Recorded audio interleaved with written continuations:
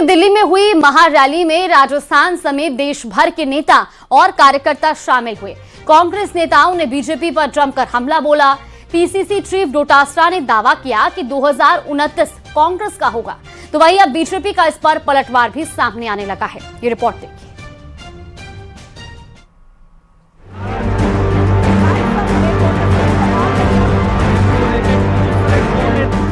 दिल्ली में कांग्रेस की महारैली, बीजेपी पर कांग्रेस का हमला, केंद्रीय मंत्री ने किया पलटवार।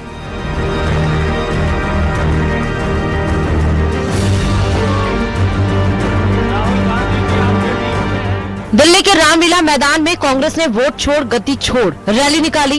कांग्रेस अध्यक्ष मल्लिकार्जुन खड़गे, राहुल गांधी और प्रियंका गांधी समेत कई नेताओं ने रैली को संबोधित किया। इस दौरान राजस्थान कांग्रेस के कई सीनियर लीडर भी मंच पर मौजूद रहे।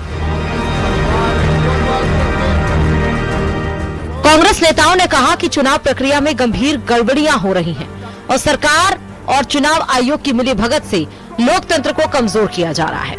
इसी मुद्दे पर जनता को जागरूक करने के लिए ये रैली निकाली गई। मगर आप मोदी जी का चेहरा देखिए, अच्छी तरह देखिए। जो मेरी बहन ने कहा, मोदी जी की कॉन्फिडेंस खत्म हो गई है। आपने देखा?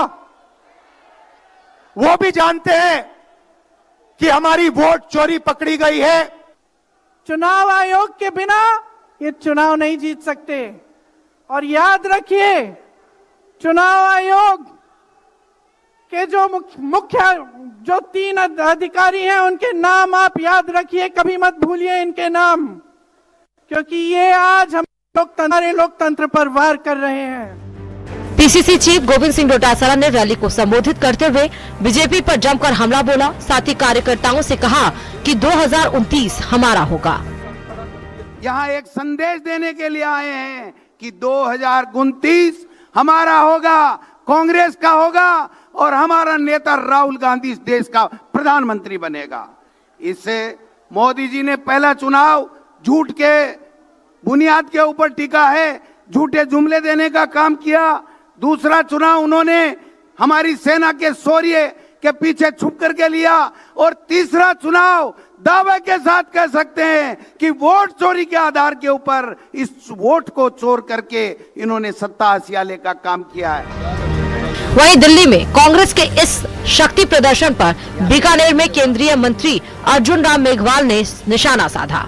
उन्होंने कहा, जनता ने इन्हें जवाब दे दिया, लेकिन फिर भी ये बाज नहीं आए। तो जब हमारा संसद सत्र शुरू हुआ 1 दिसंबर 2 दिसंबर इन्होंने फिर हल्ला किया। हमने 3 दिसंबर को कहा कि भी चलो हम इस पे चर्चा कराते हैं, एक रूप बदलो। तो रूप बदला, इलेक्शन रिफॉर्म चर्चा हुई।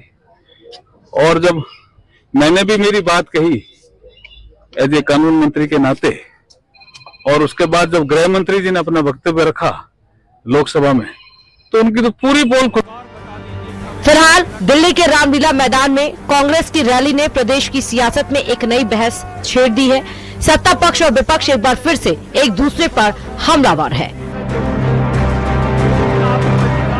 Bureau report, news 18 Rajasthan.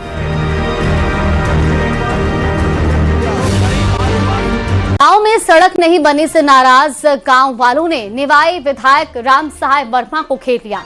एक कार्यकर्ता ने विधायक का हाथ पकड़ा और माइक को नीचे कर दिया। इस दौरान दोनों के बीच तीखी बहस भी हुई। इस रिपोर्ट में देखिए।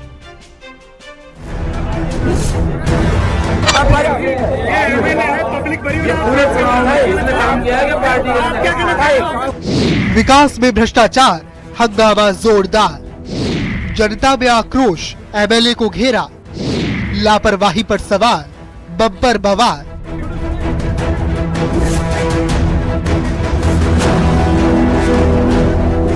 तस्वीरों में पगड़ी पहने दिख रहे ये नेताजी निवाई पिपलू से विधायक राम सहाय वर्मा हैं, जिन्हें गांव में सड़क नहीं बनने से नाराज लोगों ने घेर लिया और उनसे जवाब मांगने लगे। इसी दौरान एक व्यक्ति ने विधायक का हाथ पकड़कर माइक नीचे कर दिया। माहौल गर्म हो गया और बहस तीखी हो गई। ग्रामीणों ने वीडियो और सरपंच पर भ्रष्टाचार के आरोप लगाए शौचालय मरम्मत के नाम पर राशि हड़पने की बात कही। इस पर विधायक ने कहा, ऐसा है तो उसका इलाज कर दूंगा, लेकिन जब ग्रामीण लिखित आश्वासन मांगने लगे तो विधायक भड़क गए। जनता ने बनाया आपको विधायक, आप क्या क्यों जनता ने बनाया, जिसको काम करेंगे तो आप काम करते हैं, इसको बोलेंगे अंकल को आपको आप हमारे हारी हो। ग्रामीणों ने कहा, आप जनता के वोट से विधायक बने हो, जनता का काम करना पड़ेगा। विधायक बार बार पूछते रहे, पार्टी के लिए क्या काम किया है। दोनों के बीच जुबानी जंग तेज हो गई। आप बोलो ना, बोलो चुनाव के टाइम बोलो, क्या बोल रहे हैं, यही तो चुनाव के टाइम हम बैठ में काम किया क्या। दरअसल बहड़ गांव में तेजाजी मंदिर से हनुमान चौधरी के कुएं तक सड़क नहीं बनी है। ग्रामीणों का कहना है कि कीचड़ और खराब रास्ते से रोजमर्रा की जिंदगी मुश्किल हो गई है। पूरे मामले पर विधायक राम सहाय वर्मा ने कहा, ग्रामीणों की मांग जायज है और वीडियो के खिलाफ शिकायत की जांच होगी। वहीं बीजेपी जिला अध्यक्ष ने मामले की जानकारी लेकर पार्टी स्तर पर चर्चा और जरूरत पड़ी तो अनुशासनात्मक कार्रवाई की बात कही है। न्यूज़ 18 के लिए टोंक से दौलत पारिक की रिपोर्ट।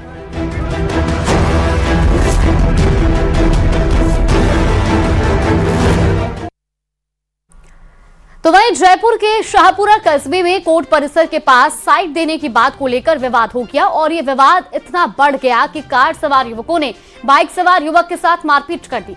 इस मारपीट में बाइक सवार युवक को चोट आई है और घटना के दौरान मौके पर बड़ी संख्या में ग्रामीण भी एकत्रित हो गए, जिससे कुछ देर के लिए अफरा तफरी का माहौल बन गया। सूचना मिलने पर शाहपुरा पुलिस मौके पर पहुंची और घटना की जानकारी ली। फिलहाल पुलिस मामले की जांच में जुटी है।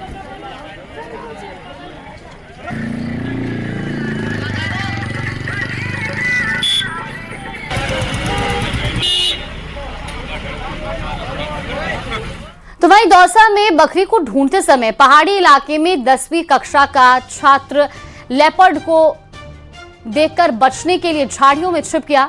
डर के कारण वो बाहर नहीं निकल पाया और बेसुध होकर गिर पड़ा। शिकार की आशंका के बाद ग्रामीणों में हड़कंप मच गया। पुलिस और फॉरेस्ट टीम ने सर्च ऑपरेशन चलाया। करीब 5.5 घंटे की मशक्कत के बाद जब मासूम मिला तो सभी ने राहत की सांस ली। पानी पिलाने के बाद छात्र को अस्पताल में भर्ती कराया गया। घटना मेहंदीपुर थाना क्षेत्र के डेंडा बसेड़ी गांव में रविवार सुबह 9 बजे की है।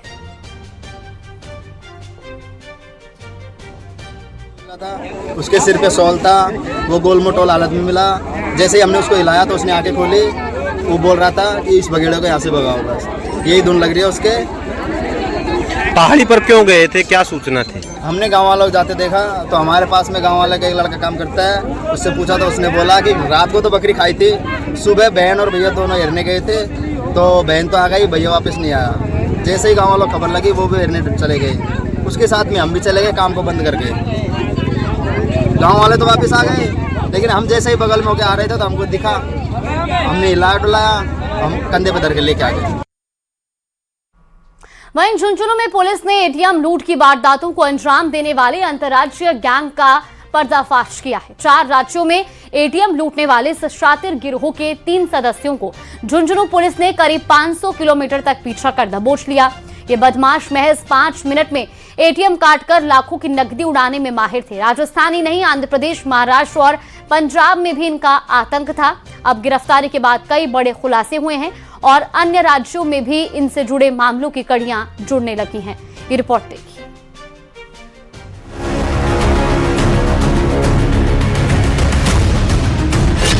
मेवात के शातिर लुटेरे एटीएम काटने के मास्टर। 4 राज्यों में एटीएम लूट का नेटवर्क। पुलिस का एक्शन, लूट नाकाम।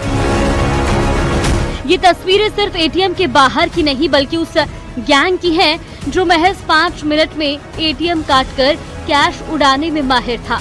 पुलिस ने इसी सीसीटीवी के सहारे अंतर्राज्यीय एटीएम लूट गैंग का पर्दाफाश कर दिया। सीसीटीवी में साफ दिख रहा है, रात के अंधेरे में कार सवार बदमाश एटीएम के बाहर पहुंचते हैं। सबसे पहले एक बदमाश कैमरे को तोड़ने की कोशिश करता है, लेकिन कामयाब नहीं हो पाता तो सीधे एटीएम में चला जाता है। पीछे से 2 बदमाश भारी गैस कटर लेकर अंदर दाखिल होते हैं, जबकि तीसरा बदमाश एक धारदार हथियार लेकर घुसता है। पुलिस की माने तो ये बदमाश जहां जाते हैं वहां पहले रेकी करते हैं, फिर कटर से एटीएम काटने की कोशिश करते थे। नवलगढ़ में भी यही पैटर्न अपनाया गया। पौधार कॉलेज और रोडवेज डिपो के सामने एसबीआई के 2 एटीएम को निशाना बनाया गया, लेकिन एक जगह गार्ड की सतर्कता और दूसरी जगह पुलिस की गश्त ने इनके मंसूबों पर पानी फेर दिया। 54 लाख रुपए सुरक्षित रह गए। तो हमें मोटा मोटा ह्यूमन इंटेलिजेंस से भी और टेक्निकल सीसीटीवी इंटेलिजेंस से इस पूरे घटना का खुलासा किया है, और इसमें बहुत ज्यादा अभी और लूट की घटनाओं का खुलासा होगा जो आसपास के जिलों में हुई है या अन्य प्रदेशों में हुई है। तो एसएचओ साहब ने बाकी स्टेटों में भी सूचना कर दी है।